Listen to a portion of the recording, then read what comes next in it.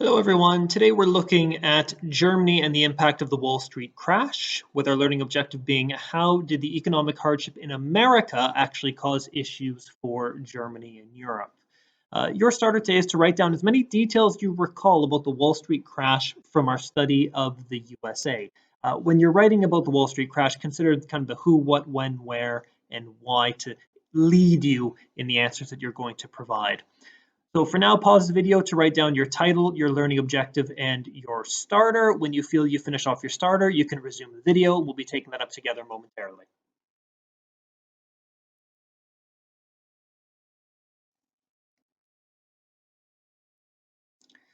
So your starter was to write as many details about the Wall Street crash as you can remember.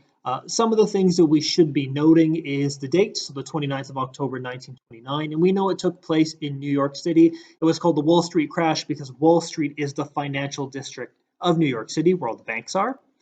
We know the American economy collapsed and it was a stock market crash, also known as Black Thursday. People lost everything. They lost their life savings, their homes, their jobs, and whatever work people did manage to keep was often temporary work at best.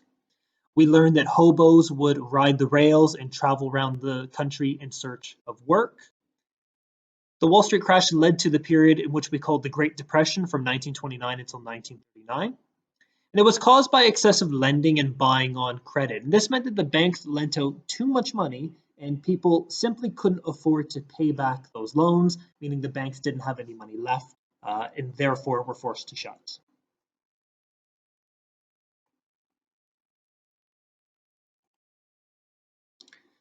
So a little recap about the Wall Street crash. So again, remember that overspending on credit led to banks shutting down. There was a surplus of goods. This was known as the Roaring Twenties. During the 1920s, life in America was very good. They just won the First World War. Everyone had lots of money, and it meant that lots of goods were being produced. But we know from supply and demand, the more there is of a product, the less it's actually worth. And this surplus of goods actually drove prices down. If you remember back to our study of the Great Depression with America, the Agricultural Adjustment Act actually paid farmers to stop producing food, and that was to try to lower the amount of food to raise the prices. Now, when the stock market crashed, bankers lost confidence and they pulled out of all the loans they made under the Dawes Plan in 1924.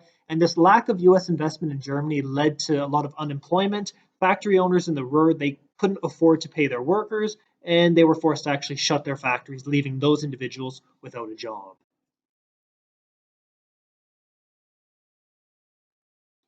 So looking at the relationship between the USA and Germany, we know that the Dawes and Young Plan were provided to help Germany get through the issues of hyperinflation that they were facing in 1923, and also being able to pay back the reparations set under the Treaty of Versailles. But what this meant is Germany was very reliant on America and reliant on these loans that were being provided by the United States. Now, the USA, as long as they were lending money to Germany, Germany could keep up with those repayments under the Treaty of Versailles, and they could also keep hyperinflation at bay. But if the US market crashes, Germany will no longer be able to receive these loans because America won't have the money to actually send overseas to them. And that will put Germany in a very difficult position. They won't be able to support themselves financially. They won't be able to pay back the reparations, but the people who live in Germany, the civilians, are going to be the ones who are going to have an incredibly tough time.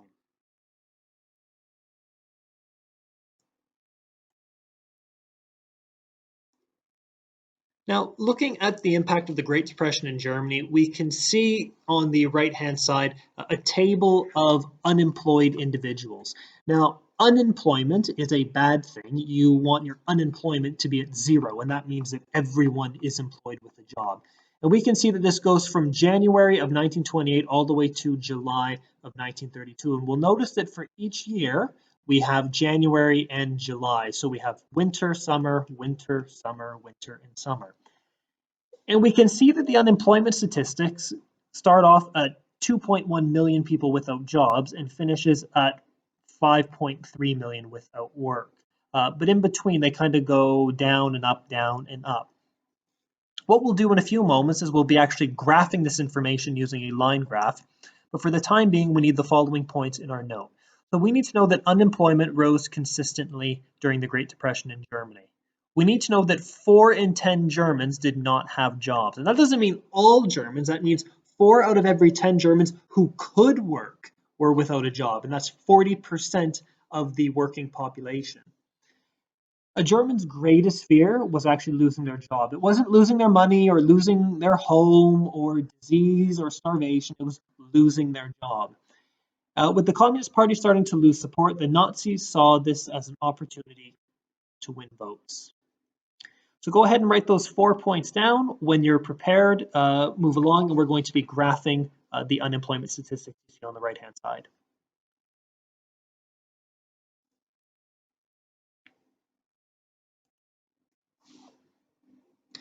So our job now is to graph the following results using a line graph. If you want to pause the video now and make the line graph that you actually see here.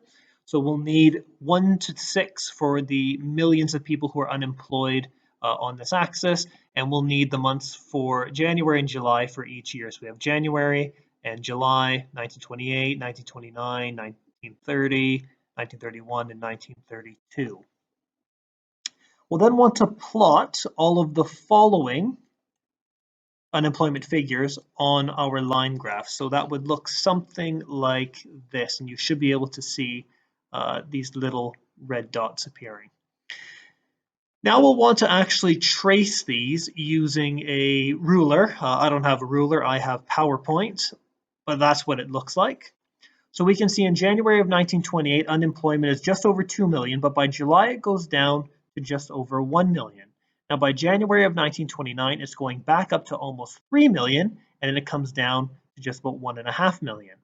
By January of 1930, it goes all the way up to 3.2 million, and then it comes down again in July to 2.7 million. We have this kind of pattern of going up, down, up, down, up, and down, but consistently, unemployment is rising between 1928 and 1932. So go ahead and pause the video, plot that information onto your line graph. When you're ready, resume playing, and we're going to talk about why the unemployment is going up and down between January and July. So just get this in your notes, and when you're ready, hit play.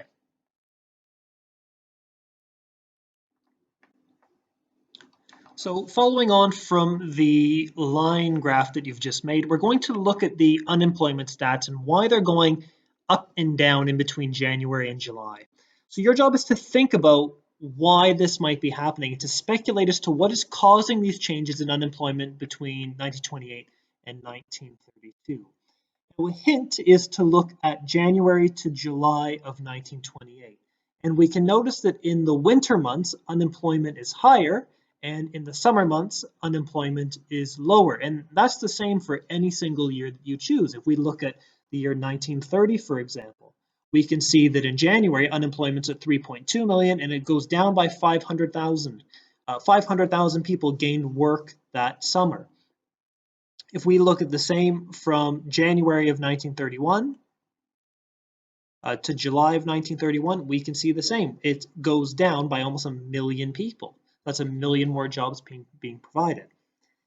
And we need to think about the type of work that Hitler is going to provide Germans. And for that answer, we just have to look to what President Roosevelt did in America. So please go ahead, take a moment to have a quick think. When you're ready to answer the question, just go ahead and hit play again. And remember, we're trying to look at why unemployment is going down in the summer. And to answer that question, think of the types of jobs people are being provided with.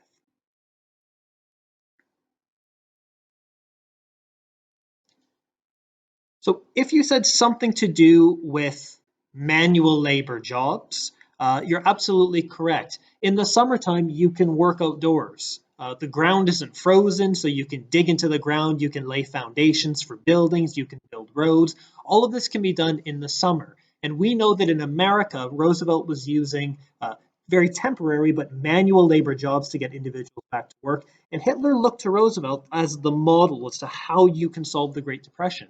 And Hitler decided to build things like roads, so the autobahns, airports, railway stations, all of these were being built, but mainly in the summer months. and that's why unemployment went down in the summertime.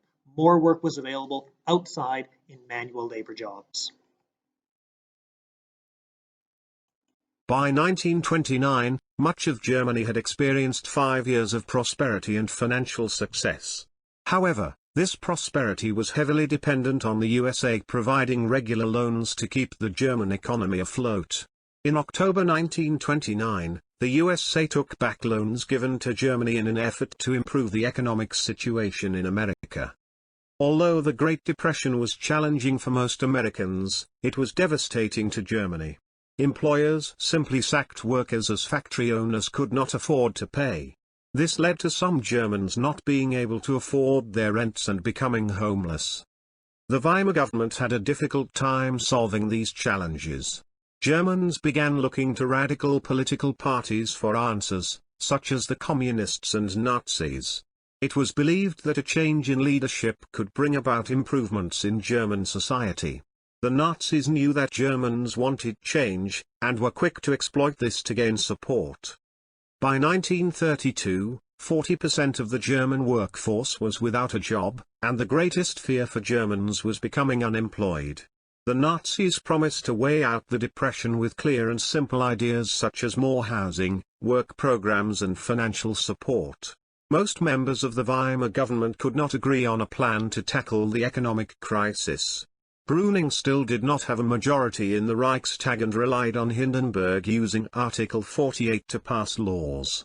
Brüning was frustrated and wanted a majority, so he called an election in September 1930.